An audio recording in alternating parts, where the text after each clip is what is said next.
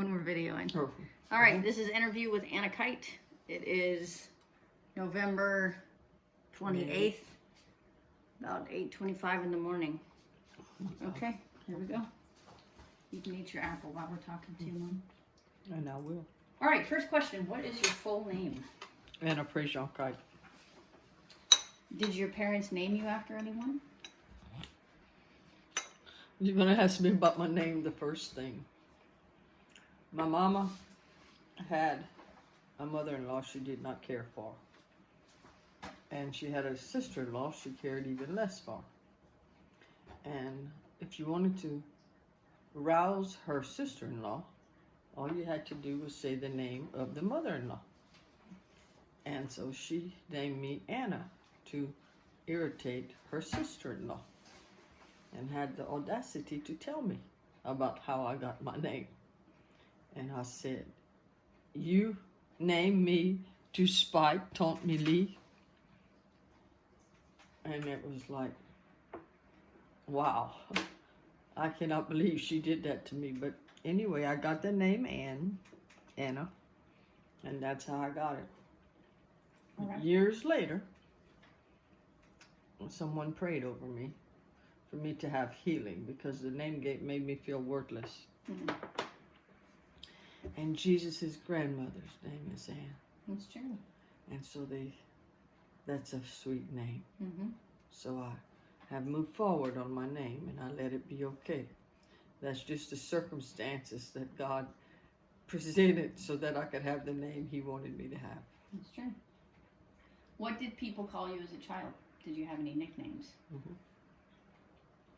Nena. Nana? Nena. I didn't know that. Or Nana. Yeah. Oh. Where did that come from? Mama gave me that name. Oh, I didn't know that. It didn't stick, but Nena. Now that's what she would have liked for my nieces and nephews to call me, but I found that it was too much a hard name for them, so they just call me Nan. Got it. When were you born?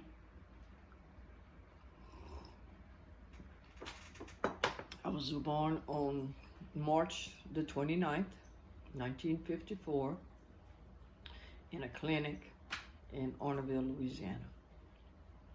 So you just answered the next two. What city, state were you born? Did your birth take place in a hospital or at home? You said it was a clinic. Was it a doctor or a midwife? A doctor, Dr. Earl. Was it planned? No, but the birth was planned, yeah. Yeah, but I mean, like... No, the pregnancy wasn't planned. What was your mother's full name and date of birth, and where was she born? My mother's full name is Margaret Frances Richard. Mm-hmm. She married a Frazier. She was born on March the 24th, 1931, in Guédon, Louisiana. Which is by Brobridge? No. Where is it? It's over there by Kaplan. Where's that? In South Louisiana. Oh, okay. There's several little towns up in there on the other side of Crawley. Was she born in a hospital? No, I think she had... My grandmother had a doctor, but I think she was born in her home. What about your dad? My dad was born in Eunice, Louisiana. What was his full name? Robert Frazier. He didn't have a middle name? No. He was born May the 2nd, 1926. He was 5 years older than my mama. But on his marriage certificate, they have 1927. But he always said he was born in 26. So. Okay. Did you know your maternal grandparents' names and date of birth and where they were born? So this is your mama's. It's probably in the family tree. My grandmother's name was Melazi. She was one of 14. Cormier. She was one of 14 children. They all made it to adulthood except one, Christine. She died. Her appendicitis, yeah, ruptured. So What was the poor old dad's name? Roy Richard. So she was a Cormier and he was a Richard. Do you know where they were born? And one talked English and the other one talked French. I thought that was her second husband. Mm-mm. No, that was her first. Angèle Lejeune was her second husband. Dad was the one that talked English. He was from a well-to-do family, and they didn't talk French, they talked English. My grandmother was from a French family, and they didn't care about that, so they talked French.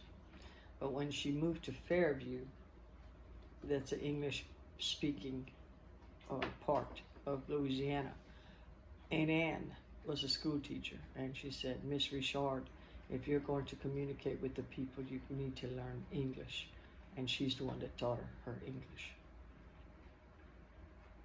What about your paternal grandparent names and date of birth and where they were born? Estelle Marie Castile was my daddy's mama's name. What was, Emile Prejean. Emile. Emile, E-M-I-L-E. But people called him Bada. That's the name he went by. Nobody called him Emile. Mm-hmm. He was the youngest one of his bunch. Don't know how many siblings he was. Ma was the oldest one. She had a handicapped daughter that we called Douce, which means sweet in French. Do you know where they were born? In the Eunice area, Guédon, in that area. Because if you keep going down Interstate 10 past Eunice, you're going to go into Crowley. Well, you have to get off the interstate, but that's when you get into that area they're all from. Okay. All right. What did your father do for a living? Well, he settled on the job. He got it when I was born, it was called a swamper on a truck. Mm-hmm.